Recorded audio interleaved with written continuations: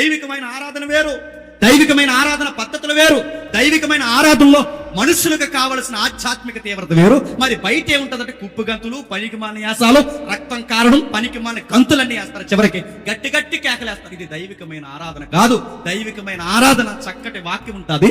దైవికమైన ఆరాధన పాటల్లో దేవుని మనసు ఉంటుంది. వింటున్నప్పుడు మనుషులు మారు మనసుకి గురవుతారు, సైకలాజికల్ గా ఫీల్ అవరు, వారు నిజంగానే వాళ్ళు పశ్చాత్తాపం పడతారు. ఇది దైవికమైన ఆరాధనకున్న గుర్తు. సైకలాజికల్ గా ఎలా ఫీల్ అవుతున్నారంటే అప్పటికప్పుడు ఆడు పాటకు ఫీల్ అయ్యాడు అనుకోండి, ఆ పాటకు ఫీల్ అవుతున్నాడు, ఏం చేస్తాడు చెప్పండి? ఆ పాట ఉన్నంత చెప్పే ఉంటాం. లోక సంబంధమైన పాటలు ఉర్రూతలోగిస్తాయి. ఈ రోజు ఉర్రూతలోగించే పాటలు చెప్పినా దైవికమైన పాటలు కూడా ఉర్రూతలోగిస్తాయి. మన పాటలు ఉర్రూతలోగిస్తాయి లేదు నాకు తెలియదు, కానీ మన పాటలు మాత్రము మనలో ఉన్న చీకటి కోణాన్ని కాడ. వాళ్ళ పాట పాడాడు, ఈయన గారు పాట పాడలేదు. ప్రార్థన చేసి ఆకాశం చూస్తుండగా పెలపెలమని ఒక మెరుపు దిగిపోయింది.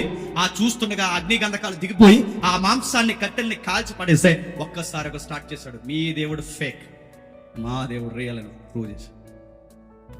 ఓడిపోయింది ఆ పనికి మాలిన ఆరాధన, ఓడిపోయింది ఆరాధన, పనికి రాకుండా పోయింది. దైవికమైన భక్తుడు నిలబడి చెప్పాడు, ఈ తప్పుడు ఆరాధన దేశంలోకి రావడానికి వీల్లేదు.